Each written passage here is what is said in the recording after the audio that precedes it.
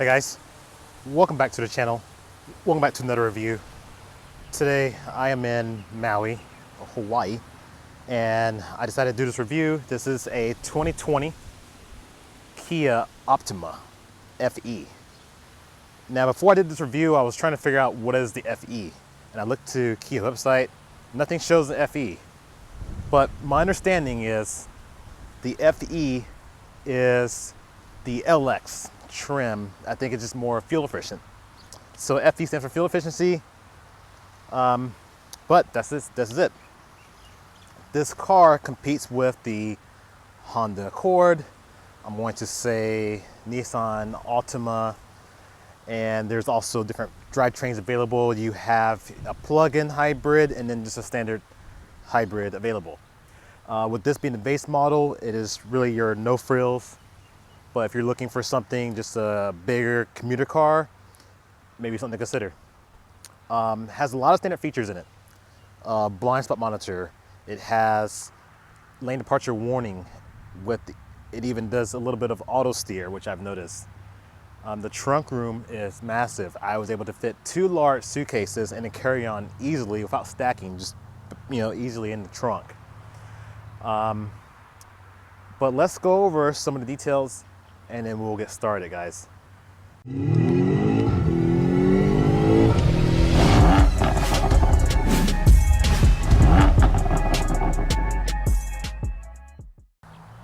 First thing I wanted to talk about is just the looks.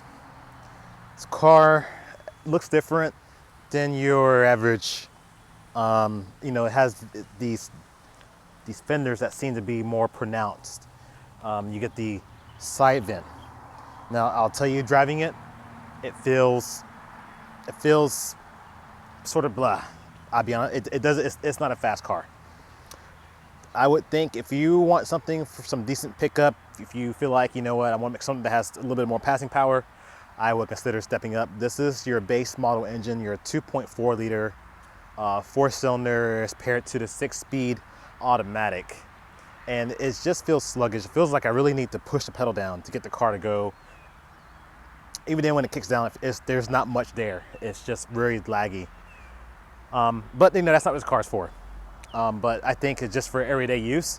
I feel annoyed, feeling like I can't pass anyone. I feel like this thing is just, I'll be honest with you, it's a dog. It's a dog. It doesn't pull any. The engine right now for this car feels like it is too underpowered for the size. So I would consider stepping up to a higher trim with maybe the turbocharged, the 1.5 turbocharged engine. I think will be the best option. So going around the car, you see, have these 16-inch wheels. They're more of a graphite gray color. They fit in more, I think, with the silver car. Definitely a lot of cushion. The ride quality, still, I would say it is average. I wouldn't expect anything super soft, but the thicker sidewall, these tires, does maybe make the ride more compliant. You come around to the back and you'll see there's a single exit exhaust. When you go to the higher trims, you're going to have dual exhaust tips. And I think that will make the car just appear a little more sportier. You can see it has a nice diffuser on here to give us that little flair, but it almost seems out of place just given with the rest of the car, the wheels and everything is set up.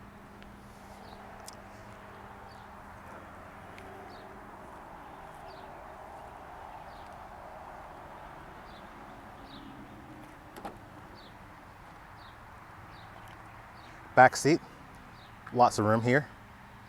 Don't see much anybody would complain with the back seat. In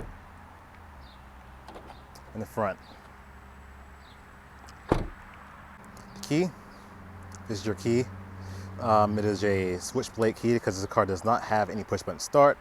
So to lock the car, press once, lock, see lights flash, press once, unlock, 2 times to unlock the rest of the doors. I'm sure that's programmable inside the infotainment system. If you press lock and press the second time, honks the horn. Nice sounding horn. It's real loud. Doesn't sound like, you bought a base model car. So definitely good sound to it. Come inside here, you have power windows. All four are powered. The driver's has the automatic express down, which means that you press once, release, it'll automatically continue to go down. However, bringing it back up, you have to hold it to bring it back into a fully closed position. Mirrors are power. Materials are very simple.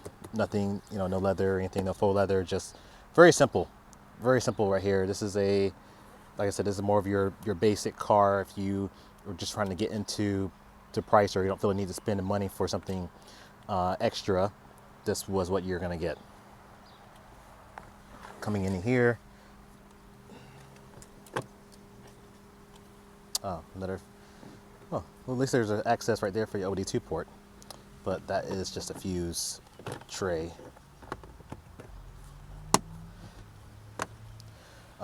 There's your trunk release, fuel door, traction control. This is your blind spot monitor to disable, and this is your lane departure warning. And like I said, it has a little bit of auto steer, so it can't steer on its own. It has kind of a little bit of correction depending on what you're driving, if it can read the lines. Volume controls. You have automatic headlights. I think there is automatic high beam assist, so it can dim the high beams or dip to the low beams when needed. Standard wipers. Wipers very simple. Just turn it. If you are this is your intermittent setting, and then this is your low, high, and then back to off right there. Then if you just need to one swipe at a time, one swipe at a time, one swipe. Coming over here, you have cruise control. You can cycle through infotainment things. Apple CarPlay, Android Auto is standard. If you want the auto dimming review mirror, that is optional in the higher trim. So the mirror right now doesn't dim, but like I said, it does that. Go up here, and I think it can hold my sunglasses. Let's see if it does, and how well it does that. Yep, it does that fairly well. So decent sized sunglass holder, a functional sunglass holder. You have two lights here, and then you have a vanity with the light.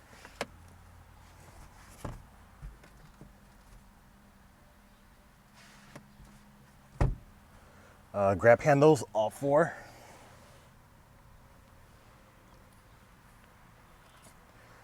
Cup holder, got two cup holders here. This is just standard size cup. You have a little extra place to put maybe I won't say your key, but you got to put the key into the ignition with this one. There's no push button start. Coming down below here, I don't know if you can see it, there is a 12 volt, got two of them here,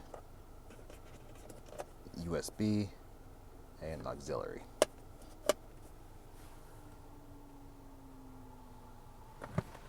Center console, no plugs, just storage. All right, so to start it, take the key, put it here, ignition, and just turn it.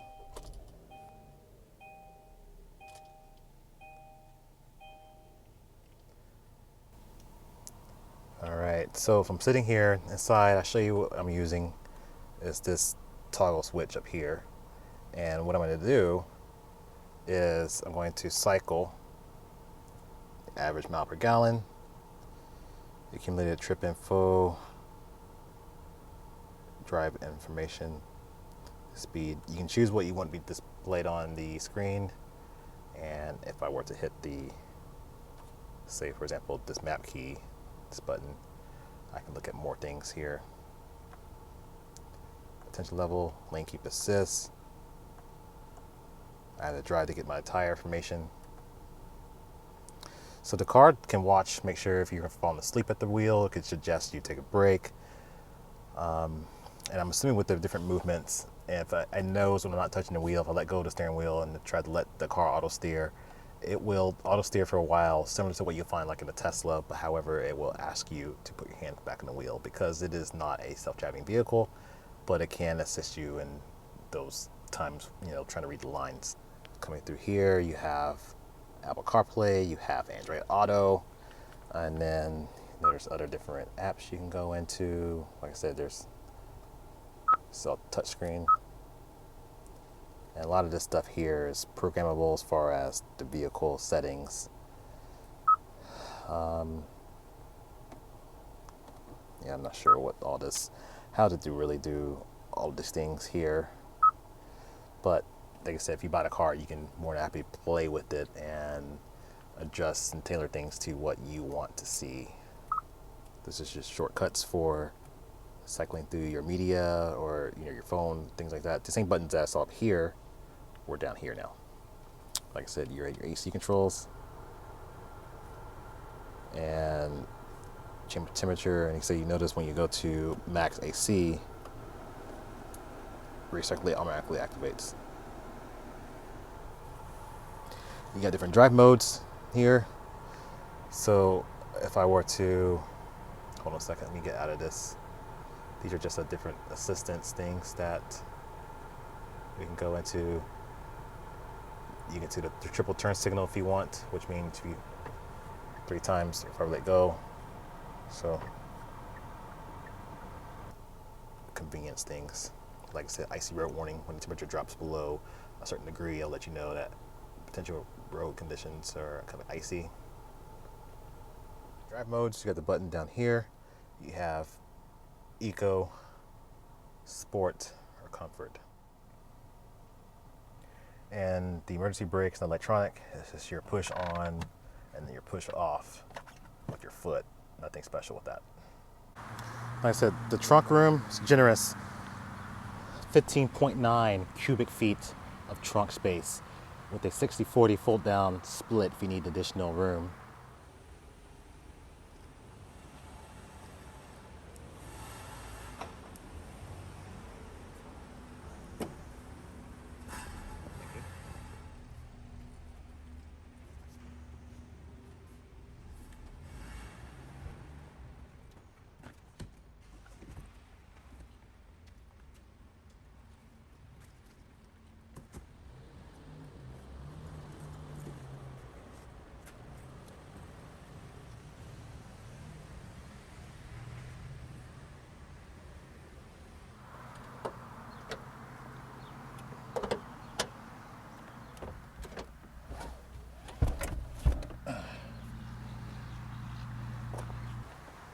And they fold pretty flat. They actually fold really flat.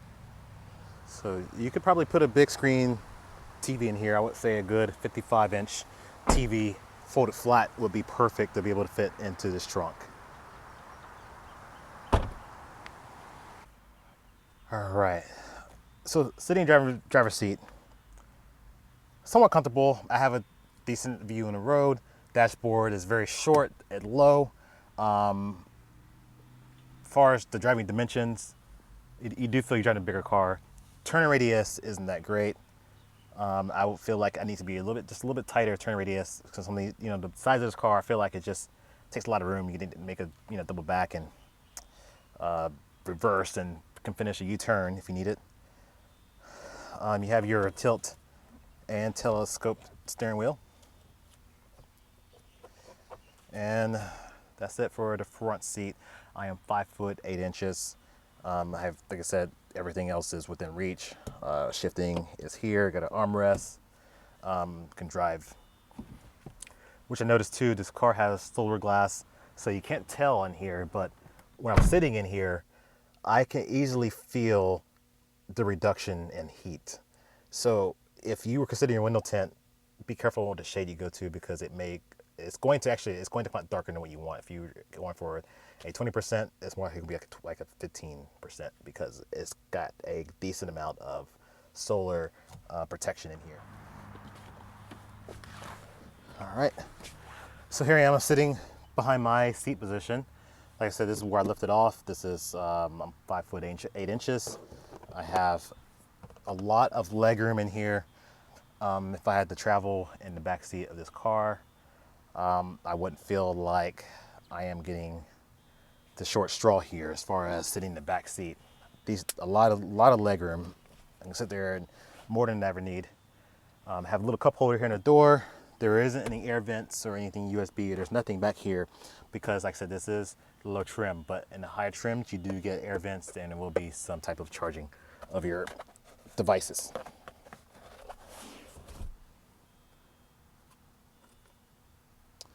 Like someone put that in here. It's all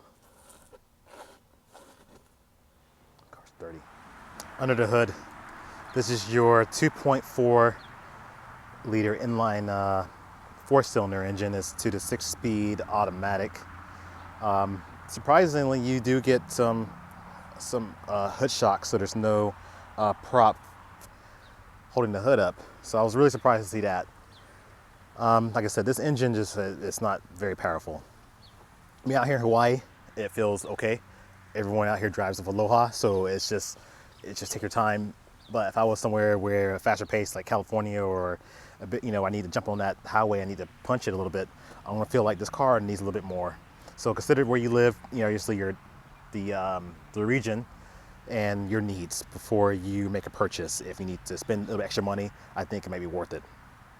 The horsepower in this car is 185 horsepower at 6,000 RPM and 178 pound-feet of torque at 4,000 RPM. So if you notice, the horsepower and torque needs to be at a higher RPM to get there, where I want to say the turbocharged vehicles can reach that lower torque. And I want to say, I think it's worth it considering which model you go. If you go for the 1.6, it's going to have 195 pound-feet of torque, and it's going to be right at 1,300 RPM. And then if you go toward the SX, you're going to be at 260 pound-feet of torque, right at that 1,300 RPM still. So a lot of torque, a lot of low end. And like I said, when you're driving it, it feels like you never need to really push it to the floor to achieve that maximum power, because you kind of get that shove into the seat. The car has already moved to the passing lane. Before you know it, you've already passed the car. But this one right here, I'm pressing the gas, and the engine's just making this noise. It's getting loud, and it's revving because I'm trying to get, squeeze everything out of it, and it's saying I need to get to like 6,000 RPM before I even get to there. So just something about Kia. So we're driving the Kia.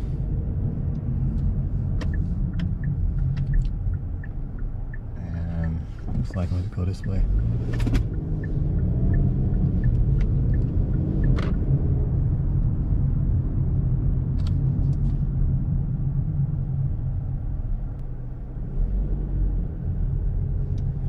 Now the blind spot in this car is probably one of the best that I've seen, because it really can detect in a quick approaching vehicle right away without before the vehicle enters your blind spot. So if I were to stay here, let me see if there's anyone coming up, and you guys can see it, the light will be on the corner of the mirror.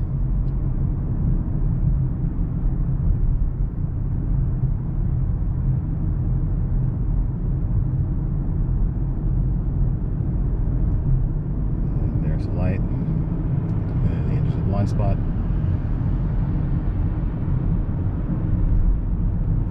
And I'll tip it acceleration here in 1 second. Here we go. Let's accelerate.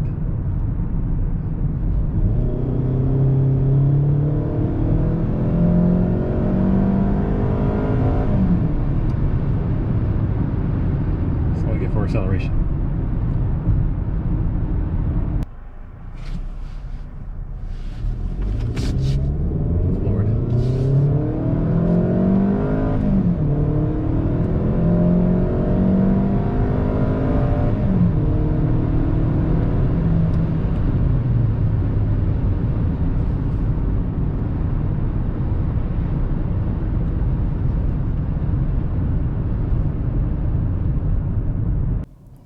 Light here in sport mode. Let's see how it does come off the line here.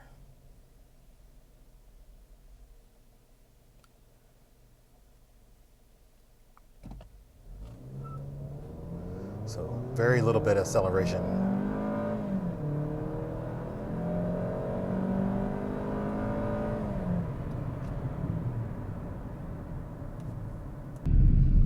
In sport mode. Let's see how it does come off the line here.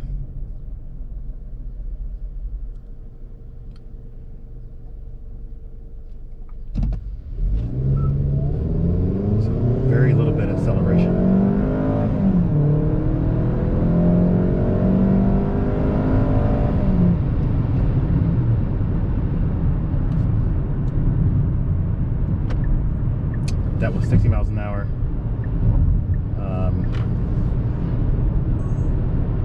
It was okay. Didn't really see, like I said, you really have to drive this car, and I feel like if you had this car for yourself, that may be something you might consider. But overall, the road manners are, I would say, it's probably a 5 out of 10 as far as road manners, quietness. Now we can do more of a regular acceleration, just pulling off normal, let you guys just hear it. I'm not going to talk. So I'm sitting here at this light. There isn't any brake hold. It is very simple, just sitting here. No start stop in here, which I noticed.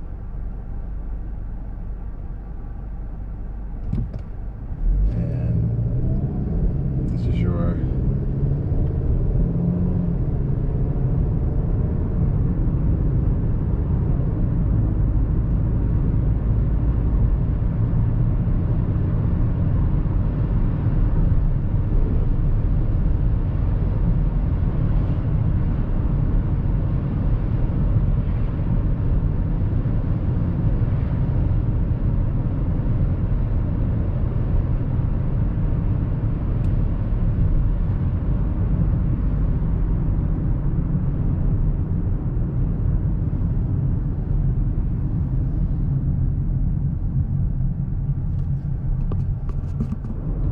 So here we are going with a regular size hill, a little bit steeper, and pressing the gas.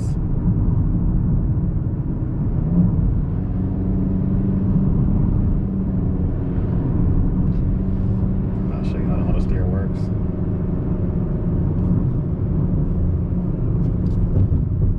Not that well.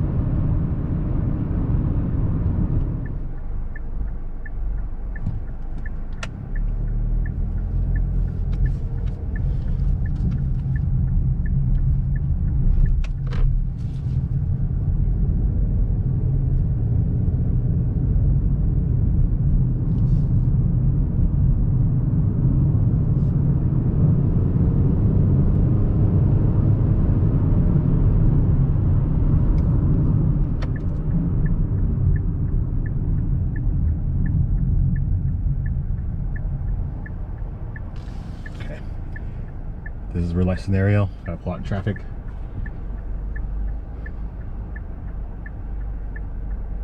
I'm gonna try to shoot between these two cars here. Let's see if I can make it.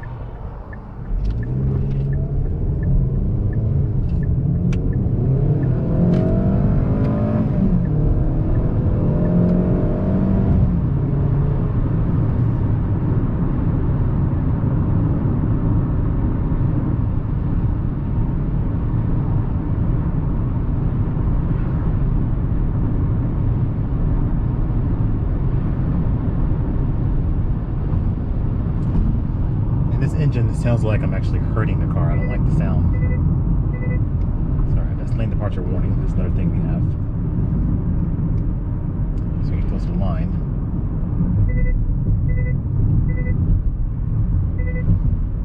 This is how it makes. Intervention, let's see if it does.